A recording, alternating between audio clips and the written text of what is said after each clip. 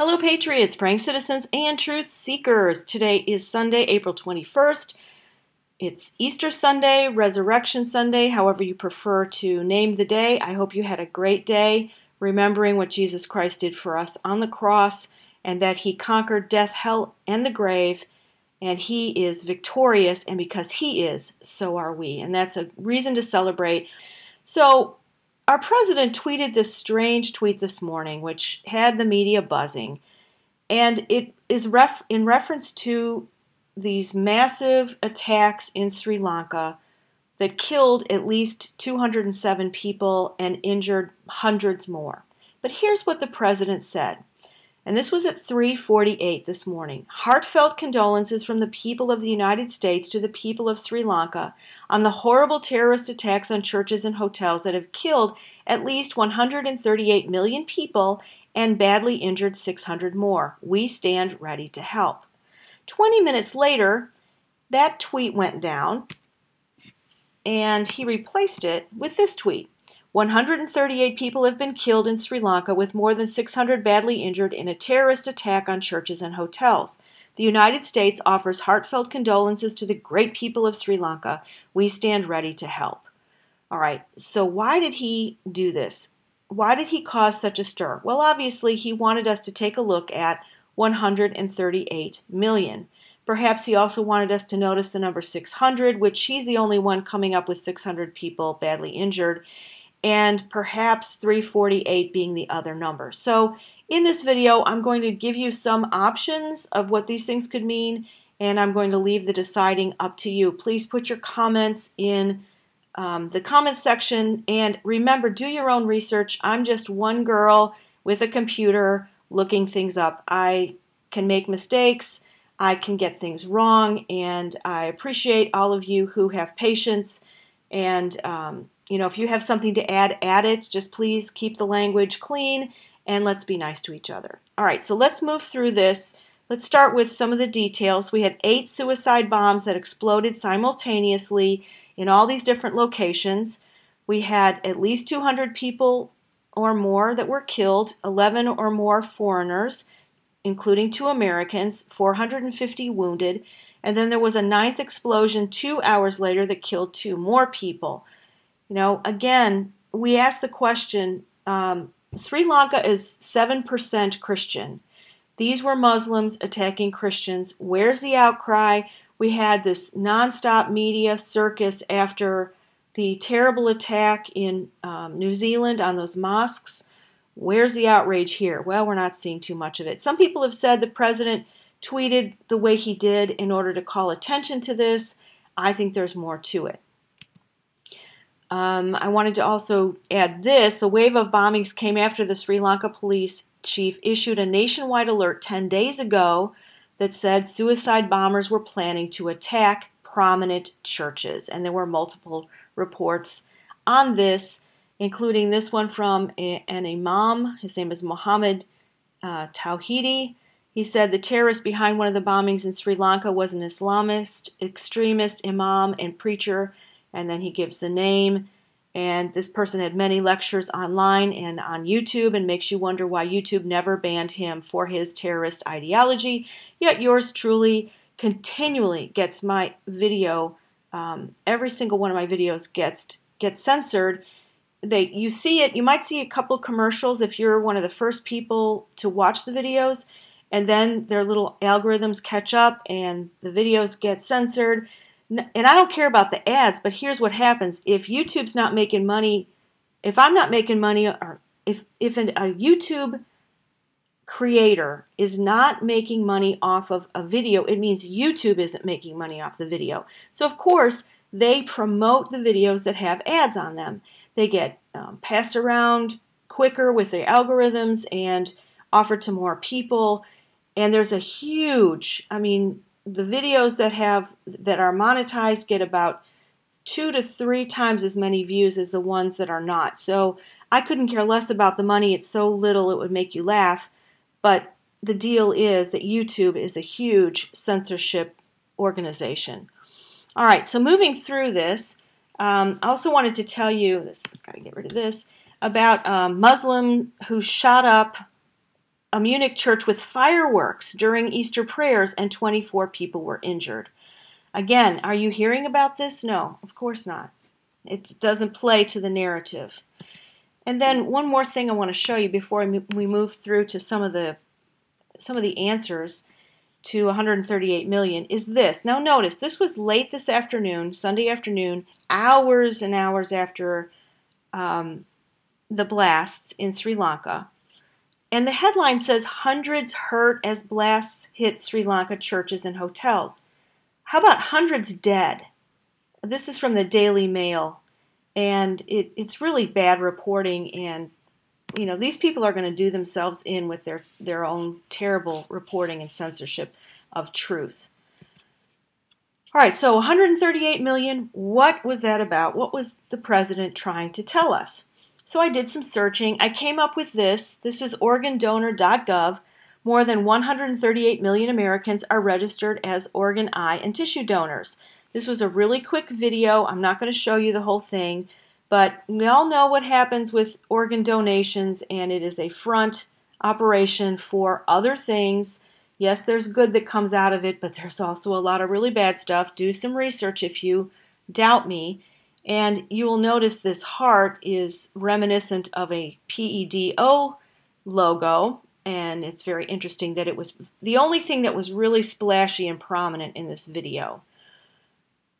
Okay, moving on through. So, this is my top winner right here for what I think this relates to, because we just had our number 17 friend telling us about Long Beach Port and asking us to look there. So this story is about Charleston Harbor. The president wants $138 million to dredge the harbor. That's kind of an interesting thing. Why would the president specifically want this? Let me read you the story. The Trump administration is asking Congress for $138 million to dredge the floor of the Charleston Harbor. The first time it has mentioned the high-priority South Carolina project by name in its annual federal budget request. So they need $558 million to finish. They already have got $300 million of their own money. They have a $50 million loan, and now they need the rest from the administration. So the efforts first began to deepen the Charleston Harbor 52 feet to allow larger vessels into the port, but the project was only eligible to receive federal funding through a specific pot of money in the Army Corps of Engineers budget. Ding, ding, ding, ding. You know, red castle, green castle. This was due to the fact that the Army Corps was relying on an old formula known as the benefit-cost ratio to determine how much money the project should receive. But last year, the Port Authority requested the Army Corps to recalculate, arguing that the original formula relied on outdated information. So Governor Henry McMaster and both of the state's Republican senators, Lindsey Graham and Tim Scott, bolstered the Port Authority's pleas with intense lobbying of President Donald Trump's staff, including his budget director at the time was Mick Mulvaney, who's a former U.S. congressman representing South Carolina's 5th District. What is Mulvaney doing now? He's Trump's acting chief of staff. What's in that harbor?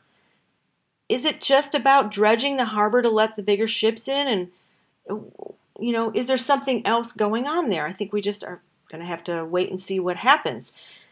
The last little bit of the story, the Army Corps ultimately agreed to perform the recalculation. Once it was complete, the harbor deepening project suddenly met the threshold to qualify for inclusion in the president's annual budget request to Congress. Congress can only consider Army Corps projects for full or partial funding that are mentioned by name in the president's budget blueprint. And then there's this.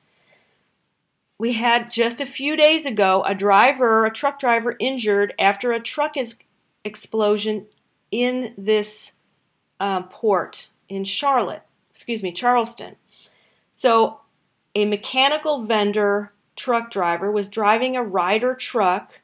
This company that he works for provided maintenance at the facility. It's now under OSHA investigation. The driver was hospitalized. This is the Wando Terminal in Charleston. And it just says that, you know, the truck caught fire. And I thought it was interesting. There was a 300-foot blast zone. That's pretty big.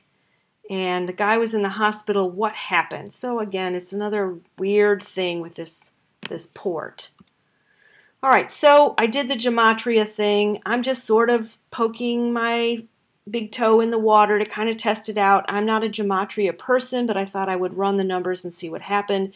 So 138, be all, end all, diamond, Inri, Draco. I mean, there's all kinds of words. That's Jewish. There's in English, doesn't make any sense. You can see on the left down here, W, I am, Caleb, in, and fake, I am, Mia, bat, Cain. And then the, I don't know why I did 178. Oh, I know, because million. I wanted to see what came up for million. Million is 178, and so is Barack Obama. Okay, so let's keep going. Now, here was something very interesting. Here's this, I know it's not a man, it's actually a woman. This is Samantha Power. She was the gal who unmasked all those names. Yeah, I'll get to that in a minute. So she was visiting Sri Lanka on March 20th. Well, this was written on the 20th. I think it was, she may have delivered the speech a few days before that. But here she was in Sri Lanka delivering a big speech. She was the keynote speaker at an event that celebrated their one of their ministers. And nobody, well, the Tamil Guardian and nationalinterest.org and these other organizations thought it was a terrible speech, and nobody was happy with what she did at this event. So she delivered a big speech praising this certain minister, I'm not even going to try his name, the most prominent public advocate of a wide-ranging reform agenda that failed. During President Obama's tenure, Power was part of the problem regarding U.S. Sri Lanka policy. And this author, his name is Taylor Dibbert, says even with her being out of government, she is still a problem. All right, so Samantha Power was the UN ambassador. She averaged, under Obama, she averaged more than one unmasking request for every working day in 2016. And that has to do with the FISAs and spying on people. And if they were spying on a foreign national, they were not supposed to reveal the names of any of the Americans that were accidentally caught up in, taping, wiretapping these people, surveilling these people. And she did 260 people were exposed because she requested that their names be revealed. And this was mostly in the final days of the Obama administration, even going so far as to seek the names of Trump associates just days before his inauguration. Now, Mike Rogers, who was the former National Security Agency director, he said, "We, the NSA, apply two criteria in response to their request. Number one, you must make the request in writing. Number two, the request must be made on the basis of your official duties, not the fact that you just find this report really interesting and you're just curious, or any other nefarious reason." Samantha Power. Then we have this from April 11th of 2019. So this is about the Tamils, who are a group of people from Sri Lanka and India. And the headline says, Clinton campaign manager and lobbyist for U.S. Tamils linked to Panama scandal. A Russian bank named in the Panama Papers, and the Panama Papers was the biggest leak of financial documents in the history of forever, okay? So a Russian bank named in the Panama Papers signed up with the Podesta group, that's John Podesta and his brother Tony, and according to the Washington Free Beacon, which first reported the connection, this Russian bank, registered with the Podesta Group last month to lobby on issues related to economic sanctions against Russia and on stock and bond trading for its U.S. clients.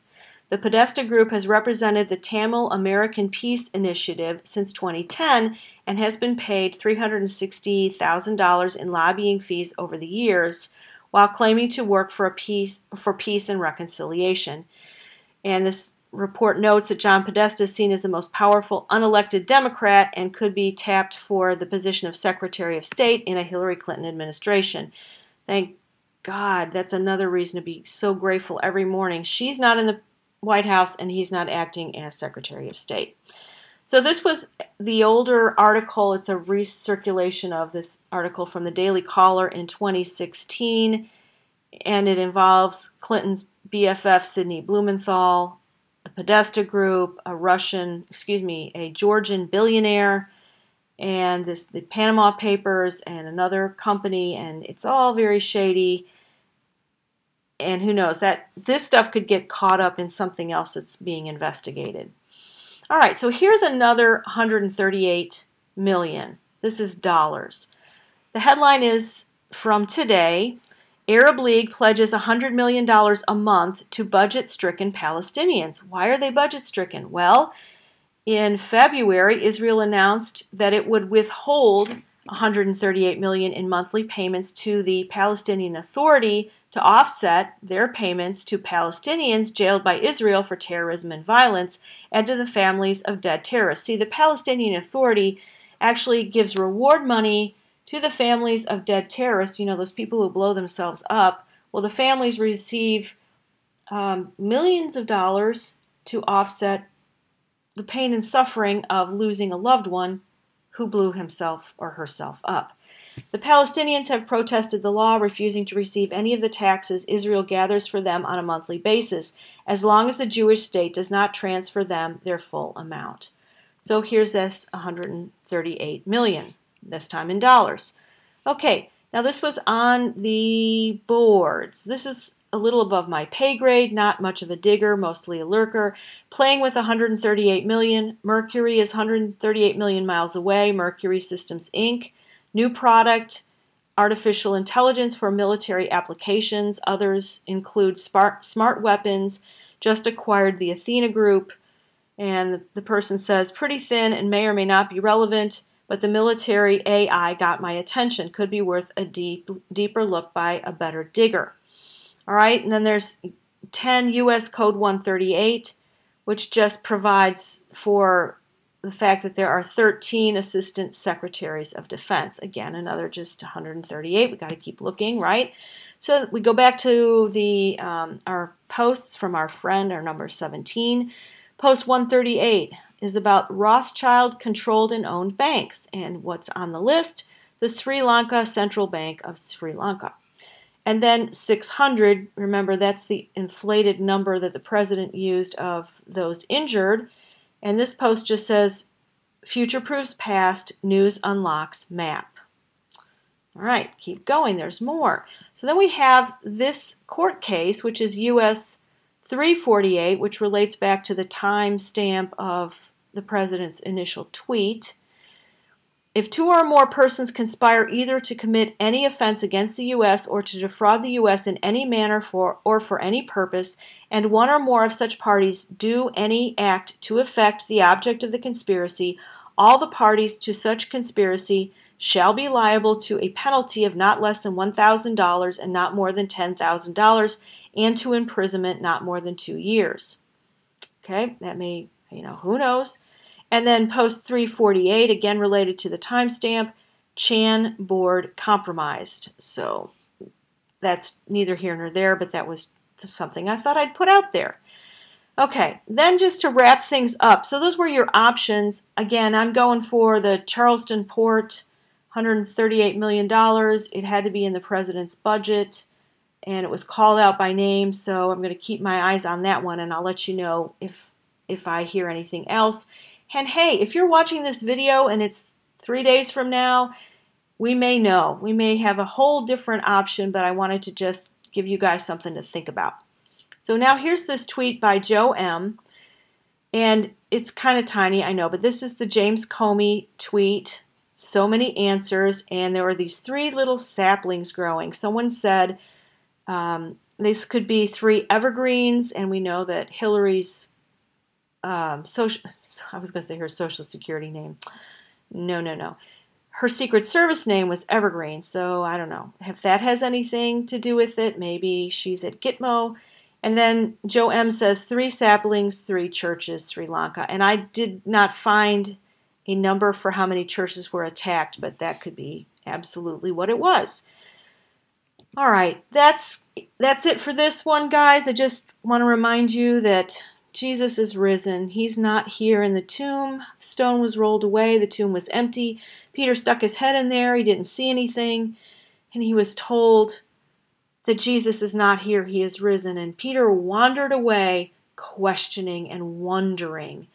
And I hope that that happens to people as they consider the resurrection of the Lord Jesus Christ, that they will wonder. And because when you start asking God questions, that's when you really engage with your Creator, and when He starts to be able to have your attention is when you're quiet, you're asking questions, and you're looking to Him for answers.